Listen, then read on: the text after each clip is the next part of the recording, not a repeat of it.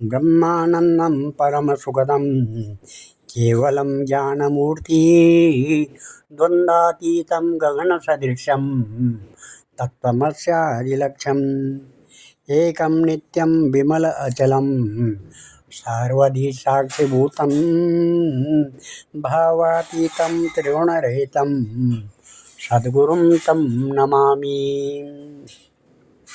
ओम अम्बा शाम्भवी चंद्रमौलिरमणा अपर्णा उमा पार्वती काली हेमवती शिवा त्रिनयनी कात्यायनी भैरवी सावित्री नवयौवना शुभकरी साम्राज्यलक्ष्मी प्रदा चिद्रूपा परदेवता भगवती श्रीराजराजेश्वरी वंशी विभूषितकरा नवनीलदावा पीताम्बराधरणबिम्बफलाधरोष्टात् पूर्णेन्दुसुन्दरमुखादरविन्द्रनेत्रात् कृष्णात् परं किमपि तत्त्वमहं न जाने। आज हम श्रीमद् भागवत गीता के 16वें अध्याय का महात्म्य सुनाते हैं, जिसमें इस 16वें अध्याय को पढ़ने से किस फल की प्राप्ति होती है और किसने इस 16वें अध्याय को पढ़ करके सिद्धि प्राप्त की, जो इस प्रकार है। श्री महादेव जी कहते हैं, पार्वती अब मैं गीता के 16वें अध्याय का महात्म्य बताऊंगा, सुनो। गुजरात में सौराष्ट्र नामक एक नगर है। वहाँ खड़गबाहु नाम के राजा करते थे। उनके एक हाथी था। वहाँ खड़गबाहु नामक राजा करते थे, जो दूसरे इंद्र के समान प्रतापी थे। उनके एक हाथी था जो मद बहाया करता था, सदा मद से उन्मत्त रहता था। उस हाथी का नाम अरिमर्दन था। एक दिन रात में वह हठात सांकुलों और लोहे के खम्भों को तोड़ फोड़ कर बाहर निकला। हाथीवान उसके दोनों ओर अंकुश लेकर डरा रहे थे, किंतु क्रोधवश उन सब की अवहेलना करके उसने अपने रहने के स्थान हाथीसार को ढहा दिया। उस पर चारों ओर से भालों की मार पड़ने लगी। फिर भी हाथीवान ही डरे हुए थे। हाथी को तनिक भी भय नहीं होता था। इस कौतूहलपूर्ण घटना को सुनकर राजा स्वयं हाथी को मनाने की कला में निपुण राजकुमारों के साथ वहां आए। आकर उन्होंने उस बलवान दंतेले हाथी को देखा। नगर के निवासी अन्य काम धंधों की चिंता छोड़ अपने बालकों को भय से बचाते हुए बहुत दूर खड़े होकर उस महाभयंकर गजराज को देखते रहे। इसी समय कोई ब्राह्मण तालाब से नहाकर उसी मार्ग से लौटे। वे गीता के 16वें अध्याय के अभयम आदि कुछ श्लोकों का जप कर रहे थे। पूर्ववासियों और पीलवानों महावतों ने उन्हें बहुत मना किया, किंतु उन्होंने किसी की न मानी। उन्हें हाथी से भय नहीं था, इसलिए वे विचलित नहीं हुए। उधर अपने फुत्कार से चारों दिशाओं में को व्याप्त करता हुआ लोगों को कुचल रहा था। वे ब्राह्मण उसके बहते हुए मद को हाथ से छूकर कुशल पूर्वक निर्भयता से निकल गए। इससे वहाँ राजा तथा देखने वाले पूर्ववासियों के मन में इतना विस्मय हुआ कि उसका वर्णन नहीं किया जा सकता है। राजा के कमल नेत्र चकित हो उठे थे।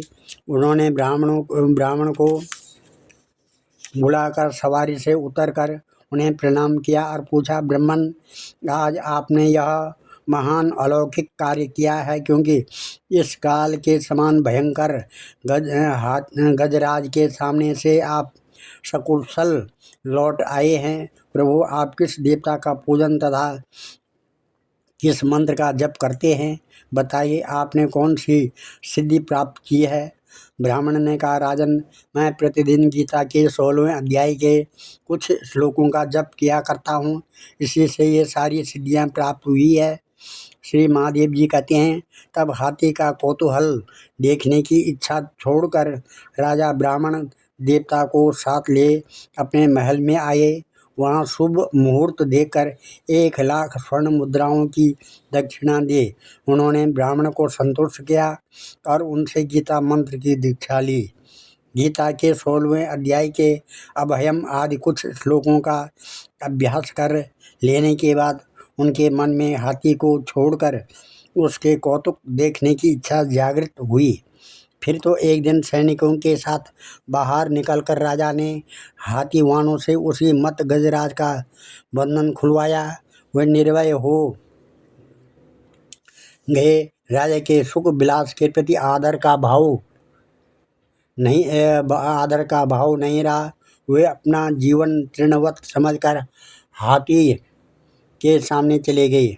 साहसी मनुष्यों में अग्रगण्य राजा खड़गबाहु मंत्र पर विश्वास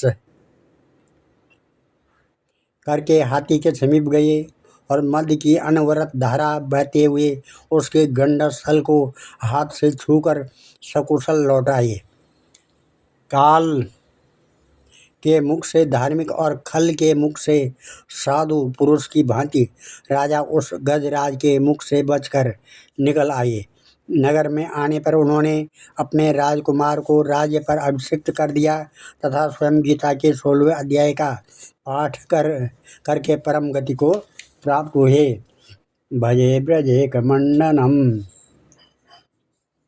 समस्त पाप खंडनम स्वभक्त चित्तरंजनम सदैव नंदनंदनम सुपिच्छ गुच्छ मस्तकम सुनाद वेणुहस्तकम अनंगरंग सागरम नमामि कृष्ण नागरम मनोज गर्वमोचनम विशाल लोललोचनम विदूत गोपशोचनम नमामि पद्मलोचनम करारविंद भूधरम स्मृतावलोक सुंदरम महेन्द्रमानदारणं नमामि कृष्ण वारणं कदम्ब शूर्णकुण्डलं सुचारुगण्डमण्डलं ब्रजाङ्गनयकवल्लभं नमामि कृष्णदुर्लभं यशोदया सगोमोदया सगोपया सनन्दया युतं सुखकदायकं नमामि गोपनायकं सदैव पादपङ्कजं मदीयमानसे निजं ददानमुत्तमालकं नमामि नन्दबालकम् समस्त दोष शोषणम समस्त लोक पोषणम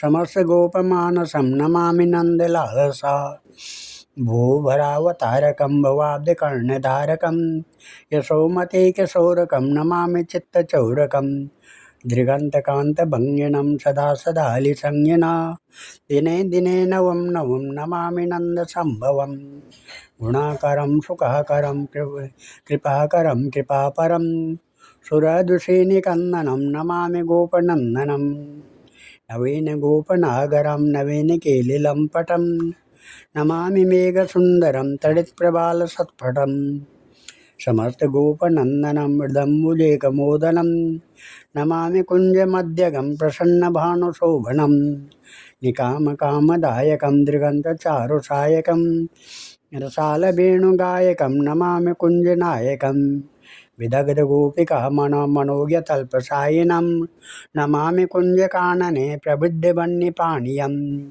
किशोरकान्ते रञ्जितं दृगजनं सुशोभितं गजेन्द्रमोक्षकारणं नमामि श्रीविहारिणं यदा तदा यथा तथा तथैव कृष्णसत्कथा मया सदैव गीयतां तथा कृपा विधीयताम् प्रमाणिकाष्टकाद्वयं जपत्यदित्यया पुमान् भवेत् नन्दनन्दने भवे सुभक्तिमान्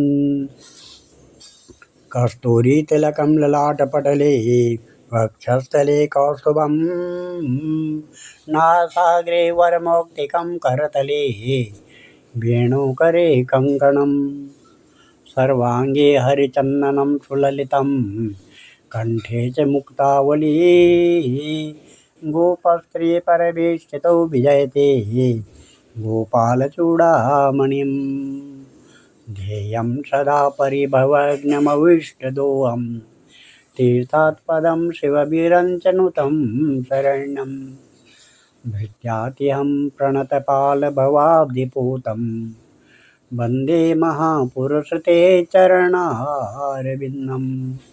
धन्यवाद।